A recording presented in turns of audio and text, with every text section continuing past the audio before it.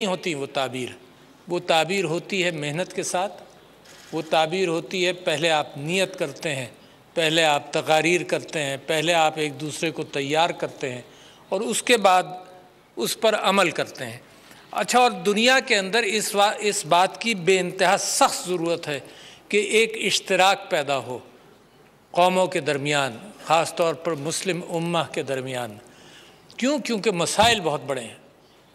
کیونکہ میں سمجھتا ہوں کہ پچھلے 60-70 سال میں اگر کسی قوم نے سفر کیا ہے اور مشکلات سے گزری ہے، وہ مسلم امہ ہے، جس نے لاکھوں جانیں جس کی قربان ہوئی ہیں دنیا کی سپر طاقتوں کی رائیولریز کے اندر، اور خود ہم اپنے آپ کو جب سنبھالا نہیں دے سکے تو اس کی وجہ سے جو ہمارا حشر ہوا۔ مگر یہ مسلم امہ کے وسائل کے اعتبار سے اور علم کے اعتبار سے، اور خاص طور پر جب آپ ایکو کو دیکھیں تو مشترکہ تاریخ، ثقافت، مذہب اور تجارت کے قدیم رستوں اور راستوں کے اور بندھے ہوئے ہیں ہم ان سب چیزوں کے اندر، تو یہاں مجھے امید نظر آتی ہے۔ اس وقت جب دنیا کے معاملات ہم دیکھتے ہیں تو ہماری یہاں کی طاقت، ریجنل طاقت تو یہاں موجود ہے، اس کے اوپر بھروسہ کرتے ہوئے جہاں پر ذکر ہوا کہ 8 ملین اسکوائر کلومیٹرز ایکو میں ہیں، ذکر ہوا کہ 500 ملین افراد ان قوموں میں بستے ہیں، ذکر ہوا کہ یہ 5% کا لینڈ ماس ہے دنیا کا اور 6% آبادی کا ماس ہے، اور یہ تو بہت بڑی طاقت ہے۔ ابھی اس میں اور دوسرے ممالک کا ذکر بھی نہیں ہے، تو بہت بڑی طاقت ہے۔ اور اس وقت دنیا کا حال کیا ہے؟ یعنی جو فورمز ہیں، آپ نے ایک بڑی اچھی فورم ایکو کے نام سے بنائی ہوئی ہے۔ دنیا کی فورمز اس وقت اقدار سے عاری، مورالٹی کا ذکر نہیں ہے، اور ویسٹڈ انٹرسٹ اور اپنے مطالب کی بنیاد پر، ضروریات اور خواہشات کی بنیاد پر اکٹھا ہوتے ہیں، اخلاقیات کا اس میں کوئی ذکر نہیں ہے۔ تو لہٰذا اس وقت دنیا کو کیا ضرورت ہے؟ اس وقت دنیا کو ضرورت اس لیڈرشپ کی ہے جو انسانیت والی لیڈرشپ ہو۔ اس وقت دنیا کو وہ ضرورت ہے اس بات کی جو انقلاب میرے نبی صلی اللہ علیہ وسلم لے کر آئے، جس میں انسانیت کو اہمیت دی، جس میں ماحولیات کو اہمیت دی، جس میں اس بات کا ذکر ہوا۔ دیکھیے، آج آپ نے سب نے ذکر بیماری کا کیا، کووڈ کا کیا، انسان کے اوپر جو مشکلات آئی ہیں ان کا ذکر کیا، اس میں ماحولیات تو بڑی اہم ہے۔ تو میرے نبی صلی اللہ علیہ وسلم ماحولیات کی بات، جب پانی بہت تھا تب بھی ذکر کیا کہ دریا کے ساتھ بھی وضو کرو تو احتیاط کے ساتھ کرو، خود اپنے اوپر کفایت کرتے تھے۔ آج کل ویسٹ کا ماحول ہے، تو جو اور اخلاقیات اور انسانیت اور انصاف، یہ بنیادیں بنی مسلمان معاشرے کی۔ جیسے جیسے مسلمان معاشروں نے ان بنیادوں کو چھوڑا ہے تو دوسری قوموں نے ہمارے ساتھ وہ کیا جو ترقی یافتہ قومیں کمزوروں کے ساتھ کرتی ہیں۔ جب آپ آج دنیا میں بات کرتے ہیں کہ ظلم روک دو، ہمارے اوپر ظلم کیوں ہے؟ ہمارے اوپر اقدار کے اعتبار سے ڈبل سٹینڈرڈز کیوں ہیں؟ تو دنیا آپ کی بات سنتی بھی نہیں ہے۔ جب ناموس رسالت کے حوالے سے، بلاسفیمی کے حوالے سے، جب آپ دنیا کو کہتے ہیں کہ اظہار رائے کا مطلب یہ نہیں ہے کہ تم ہمیں تکلیف پہنچاؤ، تو دنیا آپ کی سنتی نہیں ہے، کیونکہ ہم کمزور ہیں۔ مگر یہ بتا دوں، اگر کمزور ہیں تو طاقتور بھی ہوتے جا رہے ہیں۔ دنیا نہیں سنتی آپ کی۔ پھر دنیا کو آپ کہتے ہیں کہ تمہارے ہاں ڈبل سٹینڈرڈز ہیں، تم ہولوکاسٹ کے بارے میں یورپ کے اندر گفتگو کرنے سے روکتے ہو، اور جو گفتگو اس کو چیلنج کرے گا اس کو سزا دینے کے لیے تیار ہو۔ تمہارا قانون کہتا ہے۔ کیوں کہتا ہے؟ اس لیے کہ وہ آپ کے ضمیر پر بھاری ہے۔ اس لیے قانون سزا دیتا ہے کہ کوئی اس سے انکاری کرے گا تو وہ آپ کو تکلیف دہ آپ کے لیے ہوگی، اور جب ہم کہتے ہیں کہ ہمارے نبی صلی اللہ علیہ وسلم جو زندگی میں ہمیں سب سے زیادہ عزیز ہیں، ان کے خلاف اگر تم بات کرو گے تو ہمیں تکلیف ہوتی ہے، تو وہ آپ کی سنتی نہیں ہے دنیا۔ تو لہٰذا جہاں آپ مختلف چیزوں سے گزرتے ہوئے، آپ کن کن چیزوں سے گزرے ہیں؟ دہشت گردی سے گزرے ہیں، آپ کے اوپر الزامات لگے، اس دہشت گردی کے چکر میں جو اصلی تحریکیں تھیں آزادی کی، ان کو بھی دہشت گردی کے فریم ورک کے ساتھ دیکھا گیا۔ ہندوستان دنیا کو یہ کہتا رہا کہ جو کشمیر کی آزادی کی جستجو ہے اس کے اندر دہشت گردی ہے، فلسطین کی آزادی کے حوالے سے اسرائیل کہتا رہا دہشت گردی ہے۔ تو لہٰذا ہمارے اوپر تو جو آزاد ہونا چاہتے تھے، جن کے ساتھ ظلم تھا، جن کی زمینوں پر قبضہ کیا گیا تھا، ان کے اوپر دہشت گردی کا لیبل لگا کر اس چیز کو دبا دیا گیا۔ پھر ہمارے ہاں خود کچھ مسائل پیدا ہوئے جس میں عدم برداشت، انٹالرنس ایک بہت بڑا مسئلہ ہے۔ ہمیں کوشش کرنی پڑے گی آپس میں بھی، انسانیت کے اعتبار سے جو عدم برداشت کی کیفیت ہے، یہ معاملات کو چلنے نہیں دیتی، ان قوموں کو ترقی نہیں کرنے دیتی۔ تیسری بات جس سے آپ گزرے ہیں اور پاکستانی قوم بھی گزری ہے، وہ ایک انتہا پسندی کی کیفیت ہے، جس کے اندر مذہب کے انٹرپریٹیشنز کے اندر بھی ایک ایکسٹریمز کی طرف ہم گئے، اور ہم نے یہ دیکھا کہ دنیا کو اسلام کا وہ رخ دکھایا گیا جو حقیقت سے دور تھا۔ یہ مسائل موجود ہیں، اس کے ساتھ ساتھ ماحولیات کے مسائل، اس کے ساتھ ساتھ کووڈ-19 کے جو مسائل ہوئے، اس نے دنیا کو ہلا کر رکھ دیا۔ ہمیں اور آپ کو تو اندازہ بھی نہیں تھا، پتہ بھی نہیں تھا۔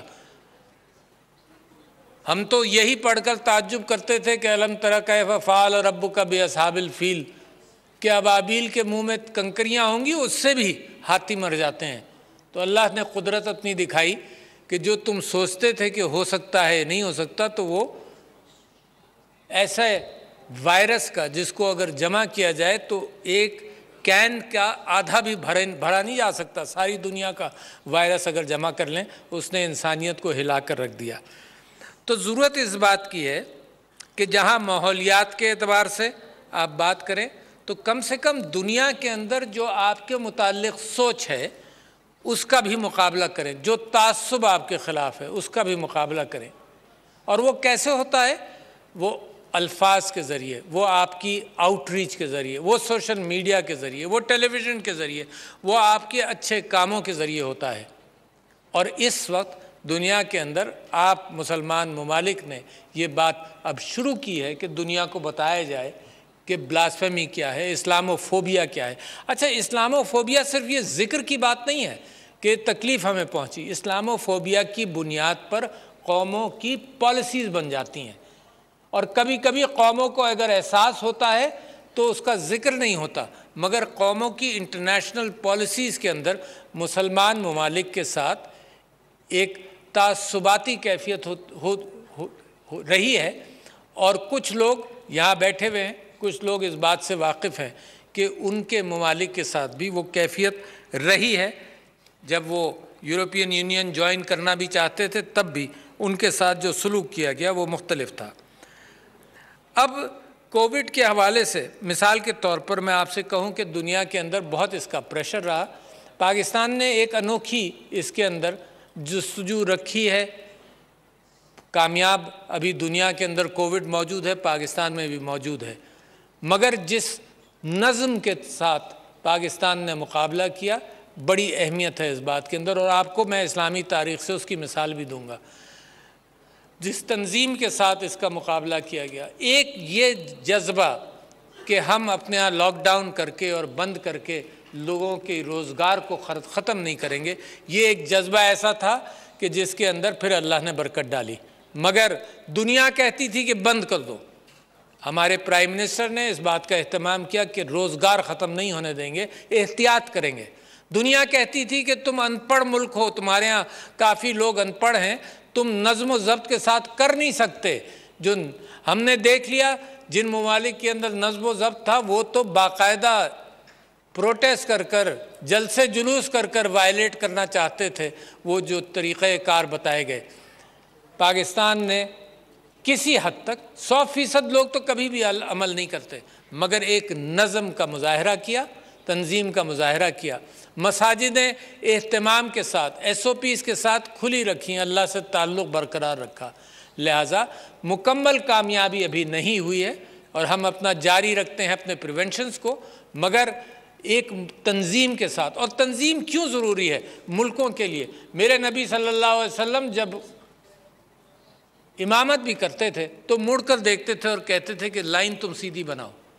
تنظیم کی اہمیت ان قوموں کے اندر ہے جو قومیں ترقی کرتی ہیں، اور جیسے جیسے مسلمان اپنے اندر ایک نظم پیدا کرے گا، انسٹیٹیوشنز کا قیام کرے گا، بغیر انسٹیٹیوشنز کے ترقی نہیں ہوتی، انسٹیٹیوشنز کا قیام کرے گا، رکھے گا، اہتمام رکھے گا، تو سارا یورپ کے اندر جو ترقی ہوئی اور اس کی تاریخ آپ دیکھ لیں کہ جن ممالک کے اندر انسٹیٹیوشنز بنے، جو ویسٹرن یورپ کے اندر وہاں ترقی ہوئی، ایسٹرن یورپ کے اندر کئی 100 سال پیچھے رہے کیونکہ انسٹیٹیوشنز کی اہمیت نہیں تھی۔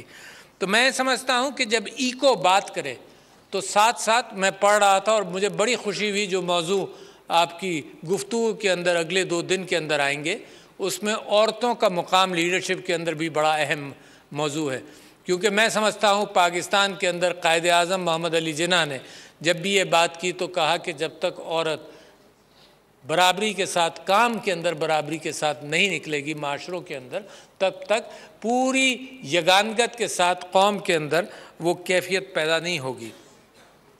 ہم آپس میں ایکو کے اندر تعلقات بہتر کرنا چاہیے۔ تجارت کے بڑے مواقع ہیں، چائنا پاکستان اقتصادی راہداری ایک مثال ہے جس کے اعتبار سے بہت سارے سینٹرل ایشین کنٹریز کا تعلق پانی کے ساتھ اور سمندر کے ساتھ ہوگا۔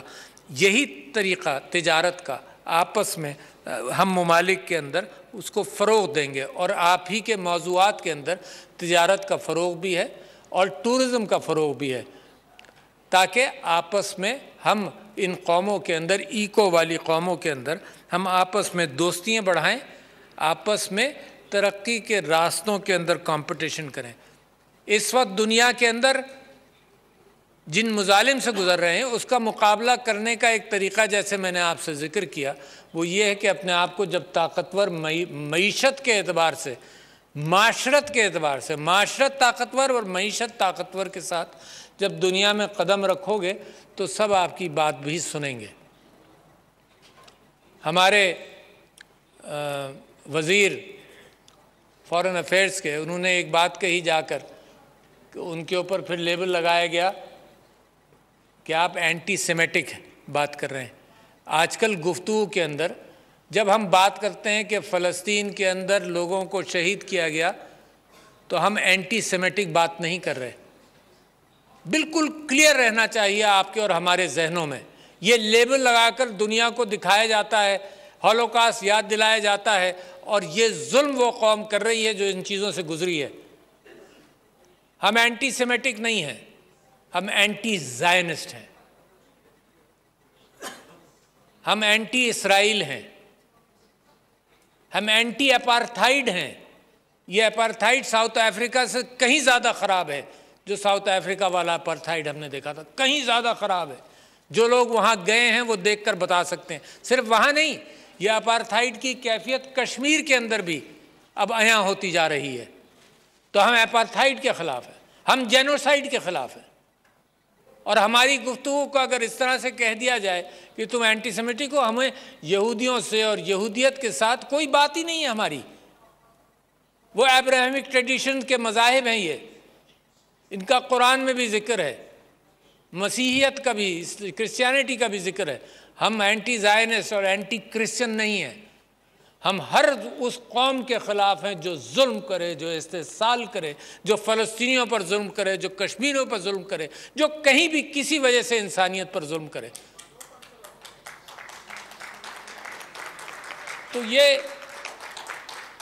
تو میں یہ سمجھتا ہوں اور میں آپ سے یہ کہنا چاہتا ہوں کہ میرے اور آپ کے خواب اور ایکو کے خواب ہیں بہت، اور ان خوابوں کے لیے تعلیم کا ضروری ہے کہ تعلیم ہو، ان خوابوں کے لیے ضروری ہے کہ ہم اشتراک کے ساتھ دنیا کی پالیسیز کے پر اثر انداز ہونے کی کوشش کریں، اور اس کے بغیر انسانی